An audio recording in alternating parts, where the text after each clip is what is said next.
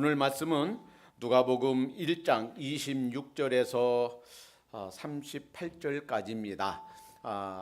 화면에 있으니까 다 같이 한 목소리로 받들어 읽겠습니다. 시작. 여섯째 달에 천사가 가브리엘이 하나님의 보내심을 받들어 갈릴리 나사렛이란 동네에 가서 다윗의 자손 요셉이라 하는 사람과 정혼한 처녀에게 이르되 처녀의 이름은 마리아라. 그에게 들어가 가로되 은혜를 받은 자여 평안할지어다. 주께서 너와 함께 하시도다 하니 처녀가 그 말을 듣고 놀라 이런 인사가 어찌함인고 생각하매 천사가 일러 가로되 마리아여 무서워 말라. 내가 하나님께 은혜를 얻었느니라. 보라 내가 수태하여 아들을 낳으리니 그 이름을 예수라 하라. 저가 큰 자가 되고 지극히 높으신 이의 아들이라 일컬을 것이요 주 하나님께서 그 조상 다윗의 위를 저에게 주시리니 영원히 야곱의 집에 왕노로 타실 것이며 그 나라가 무궁하리라. 마리아가 천사에게 말하되 나는 사내를 알지 못하니 어찌 이 일이 있으리까? 천사가 대답하여 가로되 성령이 내게 임하시고 지극히 높으신 이의 능력이 너를 덮으시리니 이러므로 나실 바 거룩한 자는 하나님의 아들이라 일컬으리라. 보라 내 친족 엘리사벳도 늙어서 아들을 배었느니라. 본래 수태하지 못하던 자가 이미 6달이 되었나니 대저 하나님의 모든 말씀은 능치 못하심이 없느니라. 마리아가 가로되 주의 계집종이 오니 말씀대로 내게 이루어지이다 하매 천사가 떠나니라. 아멘. 전 세계가 가장 큰 명절로 지키는 크리스마스의 주인공은 바로 예수 그리스도이신 줄로 믿습니다. 약 2000년 전에 예수님의 탄생은 전무후무한 인류에게 가장 큰 최대의 기쁨의 사건인 줄로 믿습니다. 왜냐하면 여러분과 저를 구원하시기 위해서 하나님께서 친히 하나님이 인간의 몸을 입고 오신 것이 바로 성탄절이기 때문입니다. 기독교의 진리를 허무는 것은 대개 다른 종교나 혹은 이단들이라기보다는 기독교 내에 있다고 할 수 있어요. 사실 다른 종교에서 우리 기독교를 어떻게 비난해도, 그리고 이단의 사람들이 자기들의 아전인수격 그 교리들을 뭐라고 주장해도 기독교 진리는 별로 타격을 입지 않습니다. 그런데 정통 교단에서 목사 안수를 받고 목사란 이름으로 또 교수란 이름으로 신학교에서 가르치고 공부를 많이 하고 책도 내고 한 그런 분들이 본인이 기독교 신앙을 갖고 있다고 공언하는 그런 분들이 기독교 진리를 잘못 가르치고 또 전파하는 경우가 종종 있더라라는 거예요. 19세기 후반에서 20세기 중반까지 이러한 성향을 가지고 있는 사람들을 신학적 자유주의자다, 신학적 자유주의 성향이 있는 자다 이렇게 불러요. 그런데 이러한 신학적 자유주의자들, 신학적 자유주의 성향이 있는 자들이 벌였던 운동 중에 하나가 예수 전 운동이에요. 요약하면 이렇습니다. 예수가 누구신가? 오늘날 기독교의 핵심에 있는 예수 그리스도, 그분이 누구냐? 원래 학자란 것은 학자란 분들은 아주 쉬운 것을 복잡하게 만드는 사람들이에요. 아주 간단한 것도 아주 그냥 알아듣기 어려울 정도로, 무슨 말 하는지 잘 모를 정도로 여러 권의 책을 내는 것이 학자들이에요. 그런데 이들이 얘기하는 것을 간단히 몇 마디를 줄이면 그거예요. 2000년 전에 오셨던 예수 그리스도, 그분은 실제로 세종대왕이 살았었기 때문에 우리가 한글이 있고 이수진 장군이 우리나라를 지켜줬기 때문에 아직도 우리나라가 있다라고 하는 것처럼 역사적 인물인 것은 사실이지만 예수 그리스도는 한 인간, 그 이상도 그 이상도 아니다라는 거예요. 예수 그리스도가 하나님이 아니다라는 거예요. 이렇게 말하는 사람들이 예수전 운동을 벌였던 사람들이고 그 내용이 그것입니다. 흔히 우리가 알고 있는 20세기 성자라고 얘기하는 슈바이처 박사도 아프리카에 가서 그렇게 귀한 일들을 했지만 그가 가지고 있던 기독론, 예수님에 대한 생각은 이 예수전 운동하는 사람들과 똑같은 생각이었어요. 따라서 그의 사역은 참 귀할지 몰라도 그의 신앙, 그의 교리를 이어받으면 안 된다라는 거예요. 오늘 본문은 예수 그리스도께서 초림으로 이 세상에 오시기 직전 가브리엘 천사가 우리 인간을 위해서 이 마리아에게 준 소식이 오늘 본문 말씀입니다. 여기에 보면 예수 그리스도 예수님 초림 오신 2000년 전에 초림으로 오신 예수 그리스도 그분이 어떠한 분이신가? 예수전 운동했던 사람들 얘기처럼 단지 한 인간이었는가? 그 예수 그리스도가 어떤 분이신가 하는 것을 분명하게 말씀해 주고 있습니다. 오늘 본문에는 우리가 흔히 생각하는 것 이상으로 탁월한 두 가지 분명한 사실이 예수 그리스도가 누구신가에 대해서 말씀해 주고 있습니다. 첫 번째, 예수 그리스도의 탄생. 예수 그리스도는 그 예수 그리스도 초림은 초자연적 탄생이었다라는 거예요. 우리 사람은 남자와 여자의 결합으로 태어납니다. 이것이 정상이에요. 그리고 인간이라면 모든 사람들은 다 남녀의 결합으로 엄마와 아빠가 있어서 태어납니다. 그런데 예수 그리스도의 탄생은 그거 같지 않다라는 거예요. 27절에 다윗의 자손 요셉이라 하는 사람과 정혼한 처녀에게 이르러, 처녀한테 얘기하는 거예요. 처녀.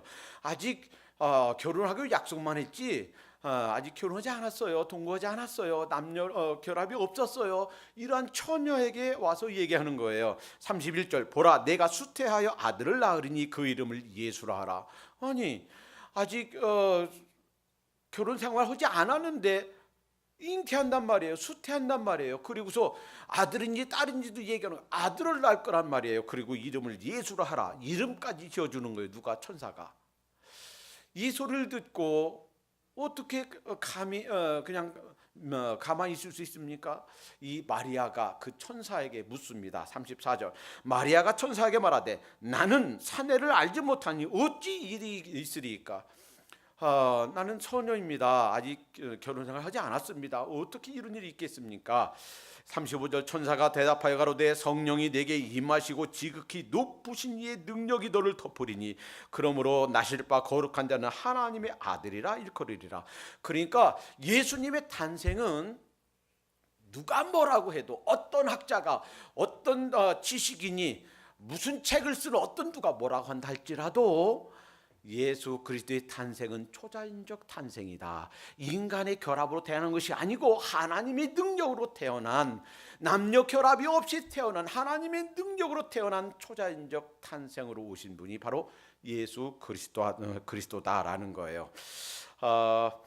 하나님께서 계획하시고 그리고 여러분과 저의 구원을 위해서 그 구원을 완성하실 성자 하나님, 그분이 바로 예수님이시고 그렇게 오신 분이 초림의 예수님이다라는 거예요. 그리고 이제 그 예수님이 완성하신 구원 사역, 이것을 가지고 우리 각 개인마다 구원을 적용하실 성령님, 그리하여 성부, 성자, 성령 삼위의 일체 되신 하나님이신 분, 그분이 바로 성자 예수님, 제2위 되시는 성자 예수님이시다라는 거예요. 지금까지 역사상에 예수님이 하나님이다, 예수님이 처녀 탄생하셨다라는 것을 부인하려고 하는 많은 사람들이 있어 왔습니다. 심지어는 얼마 전까지도 예수 그리스도는 로마 병사의 사생아다 이렇게 얘기하고 책도 내고 그런 주장을 하는 사람들이 있어 왔어요. 그러나 그럴 수 없다는 것이, 이 글을 쓴 누가복음을 쓴 기자는 누가입니다. 누가의 직업은 뭐예요? 의사였어요. 의사는요, 예나 지금이나 히포크라테스 선서를 하는 세상에 많은 직업 중에서 가장 정직하고 가장 바른 것만 얘기하는 사람 중에 하나다 라고 인정되고 있는 의사였습니다. 따라서 다른 복음서에는 없는 디테일한 것까지 정확하게 자세하게 적어주고 있습니다. 게다가 이 누가복음 1장 1절부터 4절까지 보면 우리 중에 이루어진 사실에 대하여 처음부터 말씀의 목격자가 되고 일꾼된 자들이 전하여 준 그대로 내력을 저술하려고 풋을 든 사람들이 많은지라. 예수님에 대한 사실, 그 당시부터 전 세계를 발칵 뒤집어 놓는, 왕부터 전 사람들을 뒤집어 놓는 그런 사건이었습니다. 예수님의 탄생과 예수님의 사역과 예수님의 죽으심과 예수님의 부활은 당대에도 대단히 큰 사건이고 뉴스였어요. 그래서 이 사실을 적으려고 하는 붓을 든 사람들이 많았단 말이에요. 그 모든 일을 근원부터 자세히 미루어 살핀 나도, 누구예요? 이 글을 쓴 의사 누가도, 나도, 저도 데오빌로 각하에게 차례로 써보내는 것이 좋을 줄 알았느니 이는 각하로 그 배운 바의 확실함을 알게 하려 함이라. 그러니까 당시 위정자에게 보내는 보고서예요. 정식 보고서예요. 만약에 당시 위정자에게 보내는 이 보고서에 거짓말이나 허위나 사기가 있다고 하면 벌써 이 누가는 온전히 생명을 보존하지 못했을 겁니다. 만약에 이 사실이 예수 그리스도, 그분이 전혀 탄생하신 하나님의 아들이었다라는 사실이 허위거나 꾸며진 것이라면 오늘날 기독교는 존재하지 않았을 것이고, 이 누가조차도 당장 이 글을 쓰면서 그의 생명이 온전히 보존되지 못했을 것입니다. 예수 그리스도, 그분은 하나님의 아들로 처녀 탄생하셨습니다. 그런데 이것은 결코 우연히 그렇게 갑자기 이루어진 일이 아니다라는 거예요. 이사야 7장 14절에 보니까 그러므로 주께서 친히 징조로 너에게 주실 것이라. 보라, 처녀가 잉태하여 아들을 낳을 것이요 그 이름을 임마누엘이라 하리라. 벌써 예수님 태어나시기 수백 년 전에 약속하셨단 말이에요. 언약으로, 예언으로 주셨단 말이에요. 처녀를 통해서 메시아를 보내시겠다고. 하나님의 아들, 하나님께서 보내시는 하나님의 메시아가 처녀를 통해서, 처녀의 몸을 통해서 보내주시겠다 약속하셨단 말이에요. 이사야 9장 6절에 이는 한 아기가 우리에게 낳고 한 아들을 우리에게 주신 바 되는데 그 어깨에는 정사를 메었고 그 이름은 기묘자라, 모사라, 전능하신 하나님이라, 영륜하신 아버지라, 평강의 왕이라 할 것임이라.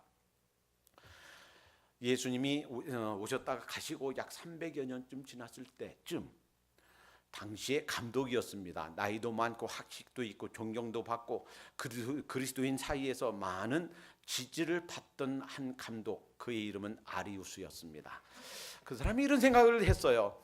예수 그리스도 성경에 보니까 삼위인 것은 맞지만, 성부, 성자, 성령인 것은 맞지만, 아무리 봐도 성부보다는 성자가 조금 열등한 것 같다. 그래서 세 분 다 하나님이시지만 성부는 조금 더 우월하고 성자는 조금 더 열등하다, 이런 생각을 갖고 있었어요. 그의 생각이 기독교 내에서 전파되기 시작했습니다. 그리하여 325년 니케아에서 전 세계 최고 지도자들이 모여서 세계 종교 회의를 했습니다. 회의를 거듭한 결과, 그리고 성경을 연구하고 또 살펴본 결과, 그 생각은 그렇게 생각해 볼 수 있는 여지가 조금 있는 것도 같지만, 그러나 성경 전체의 주장과는 위배가 된다. 이것은 이단적인 견해다라고 생각해서 그 아리우스는 이단으로 정죄되었고, 이 삼위, 성부, 성자, 성령, 이 삼위는 모두 다 하나님과 동일 본질, 인격, 그러니까 사람이 아니니까 인격이라고 안 하고 하나님은 위격이다 이렇게 불러요. 구분은 되지만, 성부, 성자, 성령 구분은 되지만 동일 본질의 그러한 하나님이시다, 삼위이지만 일체신 분이다, 이렇게 인정됐다라는 거예요. 왜 그런가? 이사야 9장 6절에 그 아들 보고, 성자 되신 그 아들 보고 영존하시는 아버지라 이렇게 불렀단 말이에요. 아들을 보고, 만약에 그 위격이 차이가 난다면, 좀 열등하다면 어떻게 그 아들에게 영존하신 아버지라는 칭호를 붙일 수가 있느냐라는 거예요. 이것은 후대의 사람들이 상의해서 합의해서 이루어진 것이 아니고 예수님 태어나기 수백 년 전에 예언해 주신 예언에 있는 말씀이다라는 거예요. 대저 하나님의 말씀은 능치 못한 일이 없다 하셨어요. 그 능치 못한 일이 없는 하나님의 말씀이, 하나님이 우리 인간이 되시는 것, 하나님이 육신을 입는 것, 이것을 가능하게 한 줄로 믿습니다. 이 예수님의 초림은 그러니까 초자연적인 탄생, 하나님의 능력으로, 성령님의 능력으로 오신 그러한 기적적인 탄생이었다라는 것. 두 번째, 이 예수님의 초림은 약속된 메시아로서의 탄생이다라는 거예요.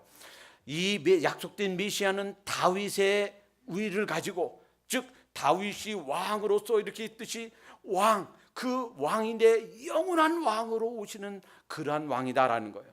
무궁한 나라의 통치자로 오신 그러한 초림이었다라는 겁니다. 하나님께서 이 다윗에게 약속을 주십니다. 언약을 주십니다. 그런데 사무엘하 7장 16절에 이런 언약을 주세요. 내 집과 내 나라가 내 앞에서 영원히 보존되고 내 위가 영원히 견고하리라 하셨다 하라. 한번 보세요. 다윗이 지금 왕입니다. 그리고 내 위가 영원히 보존된다. 그러면 얼핏 생각하면 다윗 왕국이, 정치적인 나라가, 이 폴리티컬 네이션이 영원하리라 라고 하는 것으로 생각할 수가 있어요. 그런데 그렇지 않다는 것은 역사가 증명합니다. 남북 이스라엘과 유다가 갈라지고 주전 BC 720년에 북이스라엘 망하고 그리고 BC 587년에 남유다까지 망하면서 이 다윗에게 주셨던 이 언약이 폴리티컬 네이션, 정치적인 왕국을 의미하는 것이 아니다라는 것이 확실해졌어요. 그러면 다윗에게 주셨던 이 언약, 내 위가, 내 나라가 영영하겠다라고 하는 이 언약은 무엇에 관한 것인가? 훗날 다윗의 위를 따라서 오신 분, 다윗의 자손으로 오신 분, 바로 예수 그리스도께서 오셔서 세우실 보이지 않는 나라를 의미한다 하는 것입니다. 오늘 본문에 27절, 다윗의 자손 요셉이라 하는 사람과 종혼한 처녀에게, 물론 육신의 아버지는 아닙니다. 예수님의 모친이 마리아하고 그 부친이 요셉인데, 이 둘이 결혼 생활로 난 그 자녀는 아니지만 그 가계, 족보상 다윗의 후손이었다라는 거예요. 다윗의 후손으로 오시는 메시아, 그 메시아로서의 언약을 성취하시기 위해서 오신 분이 바로 예수 그리스도다라는 거예요. 천사가 약속을 따라오신 그 메시아, 그 예수님, 그러니까 이렇게 생각하시면 됩니다. 예수님께서 오신 이유는 보이는 이스라엘 왕국을 이어가기 위함이 아니었다는 거예요. 특히 세대주의적 경향이 있는 사람들은, 특히 세대주의자들은 그렇게 얘기합니다.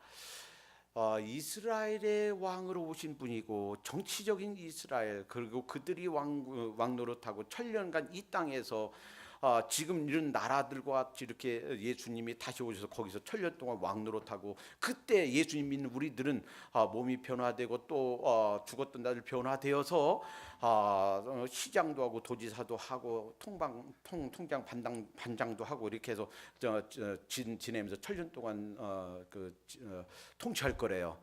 그렇지 않다. 그 생각이 틀렸다라는 것이 바로 오늘 말씀 가운데 나옵니다. 32, 33절에 저가 큰 자가 되고 지극히 높은 자의 아들이라 일컬을 것이요 주 하나님께서 그 조상 다윗의 위를 저에게 주시르니 영원히 야곱의 집에 왕노릇 할 것이며, 영원히, 여기 야곱이 지금 이스라엘 말하는 거예요. 그리고 예수님이 오셔서 세우는 왕국은 단지 이스라엘 나라의 정치를 이어가는 것이 아니고, 보이지 않는 하나님의 나라, 보이지 않는 이스라엘 집, 보이지 않는 이러한 왕국을 세워서 이어가기 위함인 줄로 믿습니다. 예수님이 세상에 계실 때 마지막으로 이제 빌라도에게 고난받고 처형당하기 직전에 빌라도 앞에 섰습니다. 요한복음 18장 36절 37절, 예수께서 대답하시되 내 나라는 이 세상에 속한 것이 아니라, 이 세상에 속한 정치적인 나라가 아니라는 거예요. 이제 내 나라는 여기에 속한 것이 아니라 빌라도가 그러되 내가 왕이 아니냐? 예수께서 대답하되 내 말과 같이 내가 왕이니라. 왕? 아니 나라가 없는데 사실은 있어요. 어떤 나라인가요? 보이지 않는 나라예요. 이런 정치적인 네이션이 아니란 말이에요. 벌써 예수님 당시에 벌써 시작된 나라예요. 그 지금도 진행되고 있는 나라예요. 예수님이 마지막 오셔서 이 완성하실 나라예요. 이 나라는 망하지 않는 나라입니다. 패하지 않는 나라입니다. 지금 대통령은 잘못해서 탄핵도 되고 필요하면 하야도 하고 할 수 있지만 이 왕, 이 예수님, 이 보이하는 이 영원한 나라의 왕은 완벽한 왕이에요. 잘못하지 않은 왕이에요. 실수하지 않는 왕이에요. 공평한 왕이에요. 평강의 왕이에요. 그 예수님께서 왕이 되신 그 나라는 그 세계 어디에서도 누구한테도 패하지 않는, 그리고 망하지 않는 나라입니다. 그 나라가 우리 주님 오시는 날 완성될 것입니다. 여러분과 제가 그 나라의 백성이 되었습니다. 그 나라의 왕의 통치를 받는 그런 나라의 백성이 된 줄로 믿습니다. 자, 이제 예수님이 초림으로 초자연적인 탄생을 했고 왕으로서 오신, 메시아로서 오신, 이 언약의 성취로 오신 그런 초림이었다라는 사실 앞에 우리는 두 가지 질문을 맞게 됩니다. 과연 2000년 전 우리 예수님이 초림한 것이 영원한 나라의 왕으로 오셨다면 지금 내 인생에, 그리고 내 개인의 삶에 그분이 왕이 되어 있는가라는 거예요.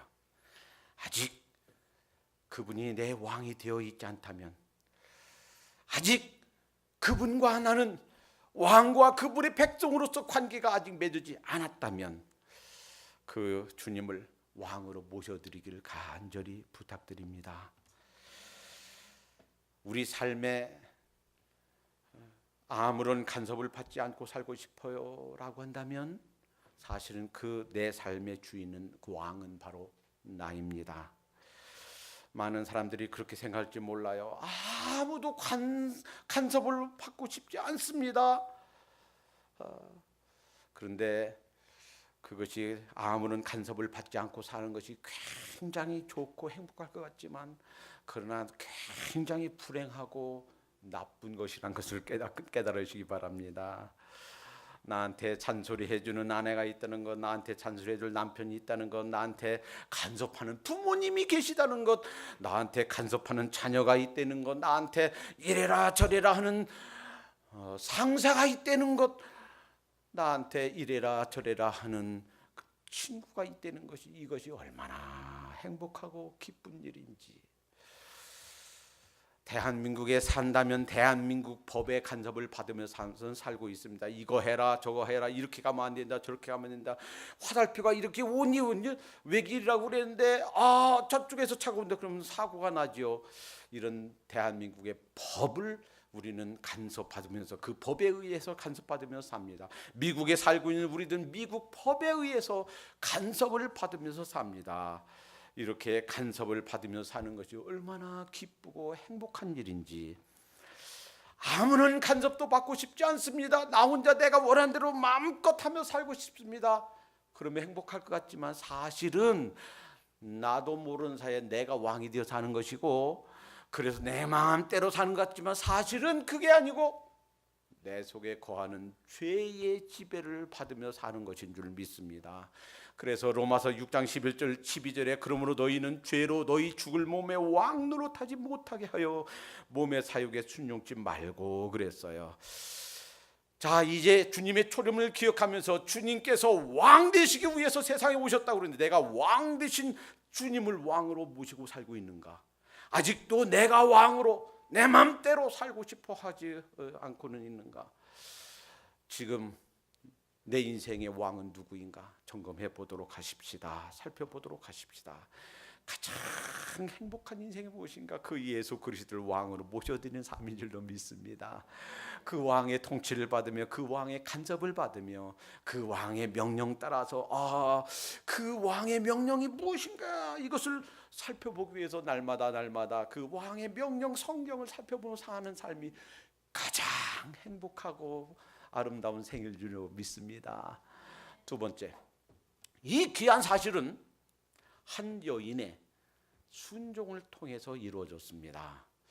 우리는 얼핏 그냥 동력녀 통해서 났대 흔히 생각할 수 있어요. 물론 특권입니다. 은혜입니다. 세상의 처녀들이 우리 마리아 한 사람만 있었겠어요? 많은 처녀들이 있었겠죠. 수많은 처녀들 가운데 그 하나님의 메시아, 하나님의 아들 성자를 잉태하는 그 선택을 받았으니 얼마나 큰 축복이고 은혜입니까? 그러나 한편 생각하면 단지 은혜이고 축복만이 아닙니다. 이것은 생사를 건 죽음을 무릅쓴 그러한 선택의 여지를 남겨주는 그러한 은혜입니다. 한번 생각해 보세요. 아직 정혼한 남편이 있는데 아직 손도 잡지 않았어요. 아직 결혼생활을 하지 않았습니다. 그런데 여성에게 가장 소중한 태를 하나님께 쓰시겠다는 거예요. 나하고 정혼한 남자가 어떻게 생각하는지 알지도 모르는데, 그리고 당시 사회의 통념에 의해서 결혼하기도 전에 다른 사람의 아기를 가지면 돌에 맞아 죽어야 되는데, 앞으로 내 인생이 어떻게 될지, 그 이후에 어떻게 될지 여성의 자궁을 하나님께 쓰시겠다라고 하는 이 사실 앞에 결코 우리는 쉽게 결단을 낼 수가 없는 상황입니다. 그의 목숨을 건 그러한 헌신이었어요. 그의 미래, 그의 전 인생을 건 그러한 희생이었습니다. 그러한 헌신을 통해서 이 초림의 예수님이 가능했다 하는 사실, 마리아는 여성으로서의 최고 소중한 태를 드렸는데 과연 나는 주님께 뭘 드리고 있는가? 예수님께서 이 세상에 계실 동안에 이렇게 말씀하셨습니다. 요한복음 14장 3절에 가서 너희를 위하여 처소를 예비하면 내가 다시 와서 너희를 내게로 영접하여 나 있는 곳에 너희를 있게 하리라. 물론 재림의 예수님이 초림처럼 우리의 태를 요구하시지는 않습니다. 그러나 확실한 것은 초림의 예수님이 약속, 언약 따라서 오셨듯이 예수님이 하신 약속, 이 언약 따라서 다시 오실 것이라는 사실이에요. 예수님이 다시 오실 줄로 믿습니다. 여러분과 저를 데리러, 그리고 믿음 안에서 잠자고 있는 무덤에 있는 모든 사람들을 데리러 다시 오실 줄로 믿습니다. 사도행전 1장 11절에 가로되 갈릴리 사람들아 어찌하여 서서 하늘을 쳐다보느냐, 너희 가운데서 하늘로 올리우신 이 예수는 하늘로 가심을 본 그대로 오시리라. 다시 오실 것입니다. 그런데 초림의 예수님을 위해서, 그 오신 길을 위해서 마리아는 태를 드렸는데, 그 다시 오시는 예수님을 위해서 내가 얼마나 그 준비를 하고 있는가. 비록 우리의 태를 요구하시는 않지만 너희는 가서 모든 족속으로 제자를 삼아 아버지와 아들과 성령의 이름으로 침례를 주고 모든 족속으로 제자를 삼으라고 우리에게 명령하십니다. 자, 아직까지 주님을 알지 못하는 내가 삼아야 될 제자가 내 주위에 누구입니까? 그가 아직도 주님을 알지 못하고 있다면, 그가 아직도 왕 되신 주님을 모셔드리지 못하고 있다면 바로 내가 그를 위해서 기도해야 될 자요, 그를 위해서 찾아가야 될 자요, 그들을 위해서 수고하면서 복음을 전해야 될 자입니다. 이제 초림의 예수님을 기억하면서 마리아가 그렇게 자신의 소중한 태를 드렸듯이 우리의 소중한 것을 드려서 다시 오시는 재림의 주님을 준비하도록 하십시다. 아직까지도 내가 내 인생의 주인으로 살고 있다면 그 마음의 소중한 왕좌를 우리 주님께 다시 내어드리도록 하십시다. 기도합니다. 사랑의 주님, 감사합니다. 2000년 전에 오셨던 주님의 초림은 초자연적인 그런 역사로 하나님의 능력으로 오신 그러한 처녀 탄생으로 오신 초림이었던 것을 믿습니다. 주님, 이 주님을 저희들의 왕으로, 저희 인생의 왕으로 정말 모셔드리고 남은 생애를 그 왕의 지배하에 사는 저희가 되게 해 주시옵소서. 우리 인생의 각 세미한 부분에서까지 왕 대신 주님의 통치와 간섭을 받으며 사는 그러한 저희가 될 수 있도록 인도해 주시옵소서. 그 왕께서 주시는 평강, 그 왕께서 주시는 그러한 은혜를 받아 누리며 이 세상을 승리하며 사는 남은 생애가 되게 해 주시옵소서. 예수님의 이름으로 감사하며 기도합니다. There is love that came for us, humble to a sinner's cross. You broke my shame and sin.